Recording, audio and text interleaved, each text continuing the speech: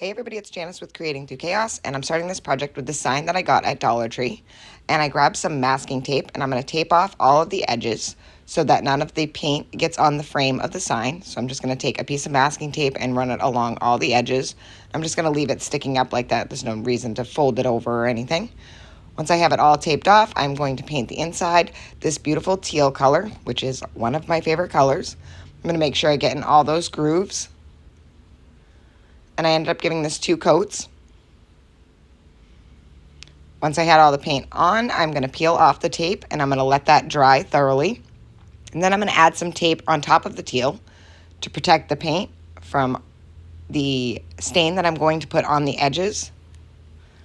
So just add some masking tape, and then I'm going to take my applicator and add some of the antique wax around the edges. Then on the inside of the frame, I used a small paintbrush to apply the wax. The applicator was a little bit too big, so I'm just going to go around the edges. And if you happen to get anything, on the paint or on the stain, you can just touch it up afterwards. So once that was all done, I am going to set that aside to dry, and I'm going to take 12 of these little wood slices. They're like driftwood slices from the Dollar Tree, and I'm going to paint them all white. And this took 2 coats on each one. Once those are all painted and dried, I'm going to take this little round wood piece that also came from Dollar Tree, and I'm going to paint that with the color King's Gold. It's like a mustard yellow. And then I'm going to let that dry also. I did 2 coats on that as well. So once I have all my pieces painted, I'm going to start to arrange them all in a flower shape on my sign. I ended up doing 6 pieces at the bottom. And those are going to go on the top like that. So now I'm going to just hot glue down my pieces.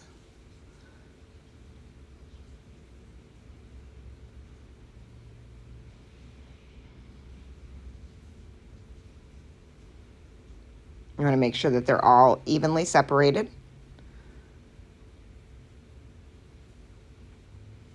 Now that I have those pieces down, I can start gluing down my top pieces. So I only need glue on the very end.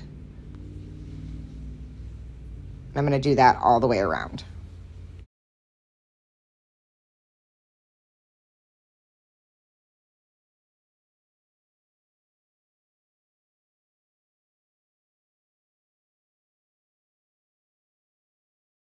Next, I'm going to add that final piece, and then I'm going to add my little yellow center. I'm just going to put a bunch of glue on that and make sure that it's sitting on some of the, as we'll call them, petals.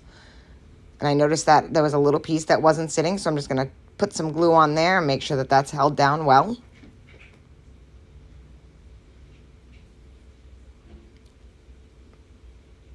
And I'm going to set that aside, and I cut this piece of fabric, 2 pieces of fabric. One is the mustard color that I used for the center, and the other one is just a piece of white fabric. And I'm going to stamp the word bloom onto the white fabric. And then I'm going to take the mustard colored fabric and I am going to Mod Podge that onto the bottom of the sign. So I'm just going to put a bunch of Mod Podge down. And I'm going to lay the fabric on it. I'm going to make sure that it's stuck and get all the edges. I'm going to push my brush under there and make sure that I got all the edges really well and it's stuck really well. Then I'm going to take the bloom and that's going to go on top of that.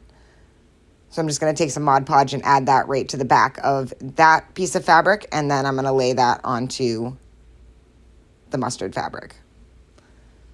And this is just so super cute. I love it. I love daisies. They're one of my favorite flowers, and I love the color teal, so this is just so perfect.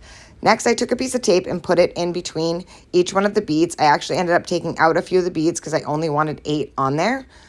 I know you're not supposed to do an even number or whatever the rule is, but I don't follow rules when I craft normally. So I'm going to take and paint each one of the beads individually a different color. So I started with the mustard color that I used on the center, then the white I used for the flower, then the teal I used for the background, and then I did one with the antique wax, and then I repeated the process on the other beads. And I used the tape in between as to not get any paint on the other beads. And there they are all done. And now I have the cutest little beaded hanger. And I think everything about this project came together perfectly. Thank you guys for watching. I hope you enjoyed this video. Hope it inspires you to make one. And as always, don't forget to spread the chaos.